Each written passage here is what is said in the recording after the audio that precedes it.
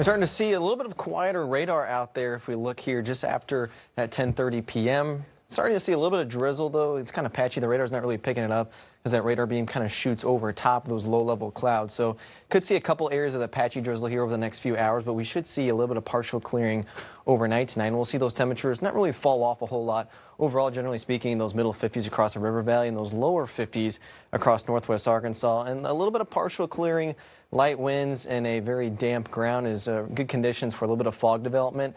That's exactly what we're going to see tomorrow. It's not going to be dense fog or a fog advisory that's going to be widespread necessarily, but we're going to be seeing some areas of patchy fog across the region tomorrow morning. That could slow a few folks down, especially in the higher terrain of northwest Arkansas and those little favored valleys, and then even just south of the river valley and even into southeastern Oklahoma. And I think that's probably the best bet of who could see some of that fog development. That quickly moves out, though, by the time we work our way into Monday morning. And we're actually going to be trending a dry day for once. Here's that hourly forecast across northwest Arkansas. We'll see those temperatures warm up into those middle 60s, which is right near average actually for this time of year, and a few pokes of sunshine into the afternoon. And then by the time we work our way into the evening here for the river valley, we'll see those temperatures kind of warm up into the middle to upper 60s for your Monday afternoon. We'll call it partly to mostly cloudy in the river valley, and then those temperatures fall off into those lower 60s by the time we work our way into the evening. So tomorrow, Monday, is a dry day. That's going to change, though, by the time we work our way into Tuesday. Our next system moves in from the northwest, and that's going to bring with it a cold front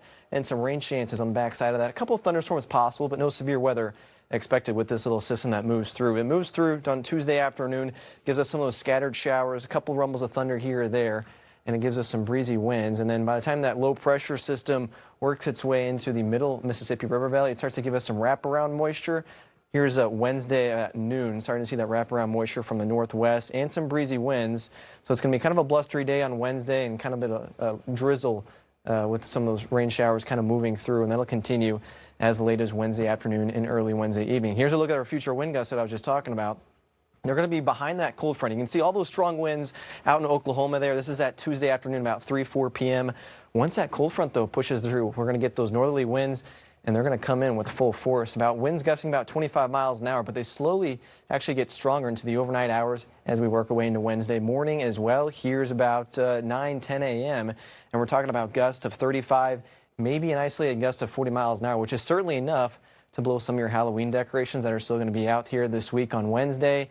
If you're empty trash cans out there, it might topple over, so keep that in mind. These are our wind gusts for your Wednesday. That's going to be probably our windiest day of the week. Now, I don't like to show this because it's been a while since we've had to show a little bit of a wind chill graphic, but with those cooler temperatures, the cloudy conditions, and those strong winds, we got to talk about a feels like temperature for Wednesday. This is at 8 in the morning when the kids are maybe heading to school or waiting at the bus stop.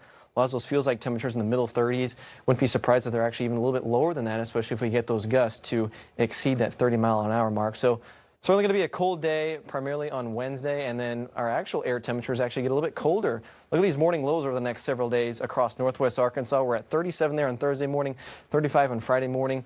Anytime you're talking about those temperatures that cold, we're starting to talk about frost potential. So frost advisories, certainly a possibility as we work our way into the end of this upcoming week for northwest Arkansas. And then the river valley, it's still cold on Halloween morning there on Friday, about a low of 40 degrees.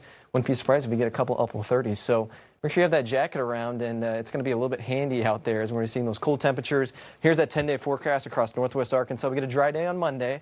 We get those rain chances for your Tuesday. High temperatures near 60, and then look at Wednesday, only about a high of 50. It's going to be a breezy day out there, and those rain showers kind of lingering during the day on Wednesday.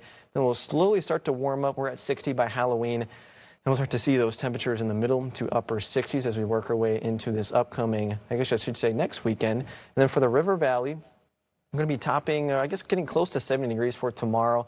We'll see those rain chances increase early Tuesday morning. A couple rumbles of thunder there on Tuesday.